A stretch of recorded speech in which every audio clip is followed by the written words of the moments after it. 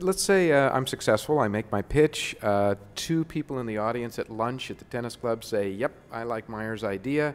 I'm asking for $350,000. Let's say $400,000. How many angels are going to sign up? Two, three? Two or three? And then what are these people going to do? Are they going to now move in with me? Are they going to be calling me every day? What happens? So help me understand once I won what I won. We've had several companies at Keiretsu Forum that will present at our chapters, and oftentimes an investor will say, "Put me in for 100," and that's not necessarily the way that we like to have our members or that our members invest. Most of the time, the companies go through a 2 to 6 month due diligence process. Typically 3 to 15 of our investor members are doing the due diligence, and it's very in depth. They'll do that on behalf of the other interested investors, which could be 40, 60, 70, 80 investors, and then they negotiate terms as a group, and then our members invest. At the end of the day, it comes down to everybody's individual investment decision, but we collectively work together as a group. I mean, that's certainly one of the benefits of an angel organization. Instead of just going it alone, you get to you share resources with others.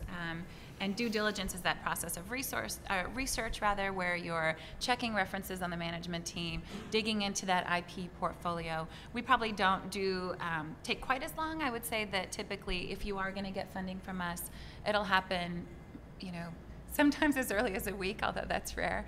I would expect probably 45 to 90 days at the outside. But basically what will happen is a deal lead will be established. He or she will raise their hand and say, all right, I'm in, who's with me? They direct some of those research efforts. And ultimately, in terms of, you said, so what happens, do we move in with you? The folks in our group, and I'm sure this is the same with professional angel organizations, they're interested in not just investing their money, but their time. And that may be official in terms of joining an advisory board. I think the wisdom is noses in, fingers out, meaning you need to be asking questions and providing advice, but still you're investing in a team that you believe can manage the business. So. Do you find any techniques that work well from the company standpoint in terms of managing the angels, like creating a structure where they are part of an advisory team that has clear roles and responsibilities versus kind of seeing what each person is going to want to do? I think the one thing entrepreneurs are oftentimes afraid of is honesty. And they're afraid to share what's not working, what they're not doing right. And that's really where I'd say that angel organizations can really help you as entrepreneurs in the companies.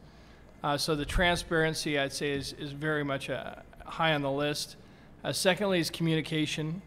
Earth Class Mail, which is one of our darling portfolio companies, Ron Wiener has done the best job of communicating to the investors of any company I've ever seen.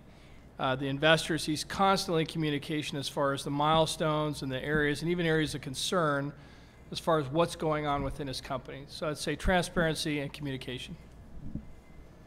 Yeah, and Ron is a great serial entrepreneur, and so he has a lot of experience doing this. Yes, so one comment just about the different types of deals is that also no deal is. No deals are really the same, and so again, when we talked about the leads, and yeah, some of the deals they're gonna raise no money, right? And they come in, and you need a lead to start doing all the diligence for everybody, and because no one's going to invest because no diligence has been done yet, and so you really need someone to convince the other investors, to come along. Generally, I don't advise people to go to any of the organized angel groups if they haven't got already some investors in. I mean, optimally, what you want is you want to be coming in there kind of to top off your round. And so, hey, I'm raising, $1 million. I've already got 700,000, in the bank from my existing investors, and they're pretty impressive people. And oh, by the way, they've done a ton of diligence. And you bring those deals in, people will just say, hey, yeah, I'll write a check, right? I'm in. This sounds great. Or for example, Elemental Technologies out of Portland, which is a deal that I'm in as an angel. That was one that the Oregon Angel Fund did, which is an organized angel group down in Oregon. And they'd already led the deal and done a lot of diligence, and were willing to share that. And that was one that I felt comfortable coming along, kind of for the ride with them. So. I think that both for the potential company and for the potential investor, that's the value of these groups. It is the collaborative communal environment where we can pool our money and have a much larger investment. And for the company, he gets a wealth of advice, and not just one person who thinks he wants to run the company. He gets a number of people who have a little piece of it, who are interested and can help him. And so I think that's the value of the angel groups. I just wanted to follow on with Mike's comment. As far as the economy right now, what I'm also seeing, or what we're seeing as an organization, is that individual investors have pulled back, and most of them are not investing. And so, as entrepreneurs, what it's doing is it's driving them to the professional organizations and angel groups to get their funding. What it's done for us is also the quality of deal flow and the number of deals has skyrocketed in the last 45 days. Valuations are coming down and quality of deals are coming up. But guess what? We only look at 4 deals a month. So there's a lot of companies that are not getting funding right now. And it's going to get tougher and tougher. So getting back to even Geoff's comment is that you've got to have some investments, you got to have some revenue, you got to have a team. You really got, it's a beauty pageant. And you got to look the best. Pretty sobering. Let's talk about how it works for you guys. You apply.